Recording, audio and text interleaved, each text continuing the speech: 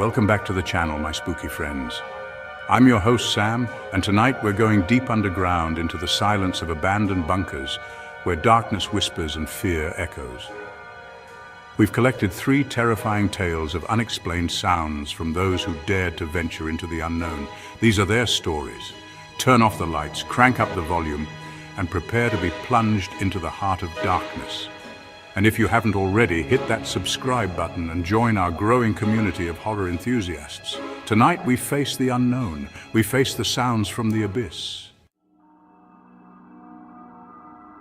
Our first story takes us to the outskirts of a desolate, forgotten town where an abandoned military bunker sits shrouded in an eerie silence. It's the kind of silence that feels heavy, oppressive, like the air itself is holding its breath. Locals tell tales of strange occurrences, of voices carried on the wind, but few dare to approach the weathered concrete monolith. Enter Mark, a young urban explorer with a thirst for the unknown and a camera permanently attached to his hand. Armed with his trusty flashlight and a growing sense of unease, Mark stepped through the rusted metal door and into the cold, damp embrace of the bunker. The air was thick with the smell of mildew and decay, a testament to years of neglect. As Mark ventured deeper into the labyrinthine corridors, the silence became almost deafening, broken only by the sound of his own footsteps echoing off the concrete walls. He ran his hand along the cold, damp surface, feeling a shiver crawl up his spine. He reached a large, open room, the purpose of which was lost to time. It was then that he first heard it, a faint whispering barely audible above the ringing in his ears. He froze, his heart pounding in his chest, straining to identify the source of the sound. The whispering seemed to be coming from the walls themselves, a low, guttural murmur that sent chills down Mark's spine. He cautiously approached the wall, his hand trembling as he reached out to touch the rough surface. The whispering intensified, morphing into a chorus of voices, their words indistinguishable but filled with an undeniable sense of malice. Mark felt a cold dread creep into his heart. He knew with a certainty that chilled him to the bone that he was not alone.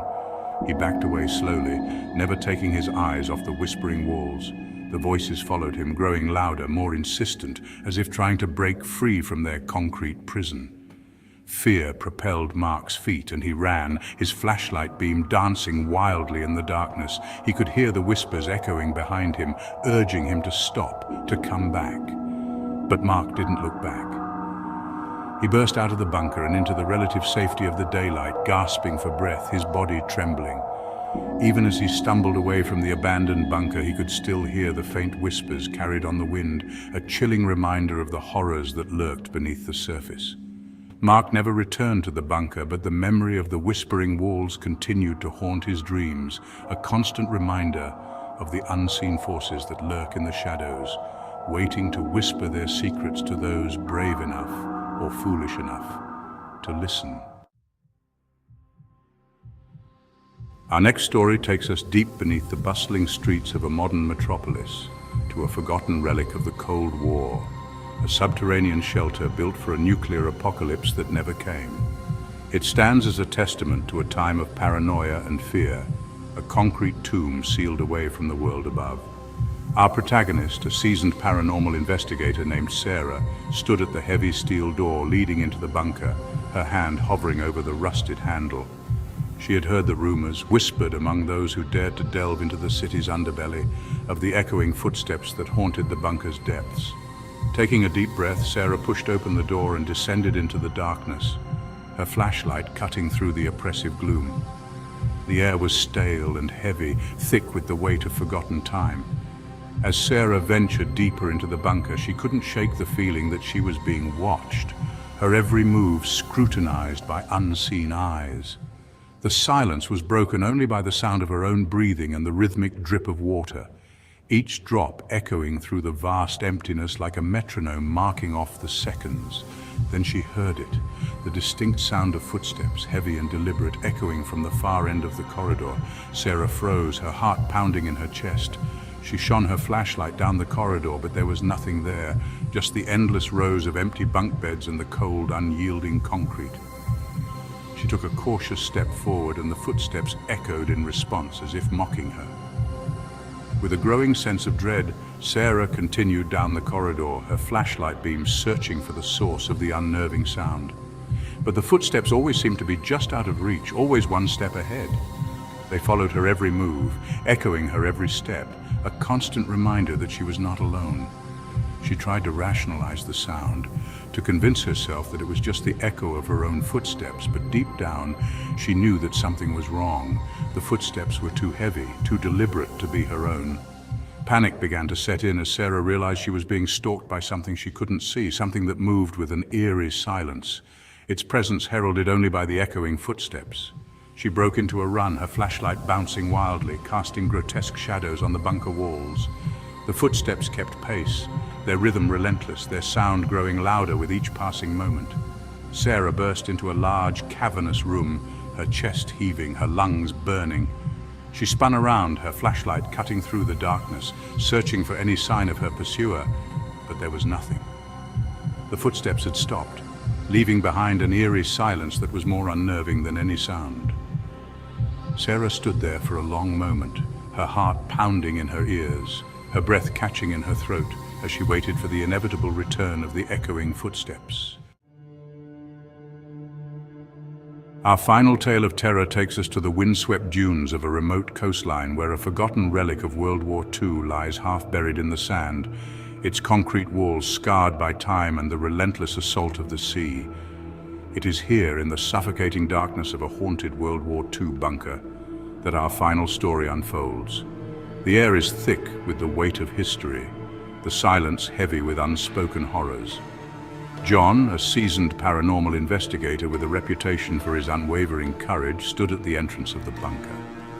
He had faced countless horrors in his years of chasing the supernatural, but nothing could have prepared him for the chilling experience that awaited him within those concrete walls. He had heard the stories, the rumors whispered among locals of blood-curdling screams emanating from the bunker's depths. Armed with his EMF reader and a heavy heart, John descended into the bowels of the bunker. The air was thick with the smell of damp earth and decay, a pungent aroma that spoke of long-forgotten battles and unspeakable suffering. The only light came from John's flashlight, its beam cutting through the oppressive darkness, revealing glimpses of the horrors that lay hidden within. He moved cautiously through the narrow corridors, his footsteps echoing off the damp walls, his senses on high alert. The silence was palpable, broken only by the sound of his own breathing and the distant crashing of waves against the shore above. And then he heard it, a faint, blood-curdling scream echoing through the labyrinthine corridors. It was a sound that seemed to claw at the edges of his sanity, a primal shriek of pure terror that sent shivers down his spine. John froze, his blood turning to ice in his veins. He listened intently, his heart pounding in his chest, trying to pinpoint the source of the horrifying sound. The scream came again, closer this time, more insistent, as if whatever was making it was drawing closer. John felt a cold dread creep into his heart. He knew with chilling certainty that he was not alone in the darkness. As he ventured deeper into the heart of the bunker, the screams grew louder, more frequent, until they seemed to be coming from all directions at once. John's EMF reader crackled to life, its needle jumping erratically, indicating a surge in electromagnetic energy. The air grew heavy, charged with an unseen force that pressed down on him, threatening to crush his spirit. He shone his flashlight down a narrow corridor, its beam revealing a small concrete room at the end. As he approached the room, the screams intensified, reaching a fever pitch that threatened to shatter his eardrums. He took a deep breath and stepped inside. The room was bare, except for a single rusted metal chair sitting in the center. And then John saw them. The shadows. They writhed and twisted in the corners of the room, dark, amorphous shapes that seemed to pulse with a malevolent energy. And as John watched in horror, the shadows began to scream. Their screams were filled with an unimaginable pain and suffering, the echoes of countless tormented souls trapped within the bunker's walls. John stumbled back, his mind reeling from the sheer horror of what he was witnessing. He had never encountered anything like this before, anything so purely evil, so utterly devoid of hope. He turned and fled, his flashlight beam dancing wildly as he ran through the corridors, desperate to escape the screams that seemed to follow him, to claw at his sanity. John burst out of the bunker into the blinding sunlight, gasping for breath, his body trembling. He had faced his fears and emerged from the darkness, but the experience had changed him. He had looked into the abyss, and the abyss had looked back. Thank you for joining us on this terrifying journey into the depths of fear. We've explored the chilling tales of those who dared to venture into the unknown, only to be met with the unexplainable. Remember, these are just stories, or are they? If you enjoyed tonight's descent into darkness, be sure to give this video a thumbs up. And for more spine-chilling stories and a chance to test your courage, subscribe to the channel and hit that notification bell. Until next time, sleep tight, and remember, sometimes silence speaks volumes.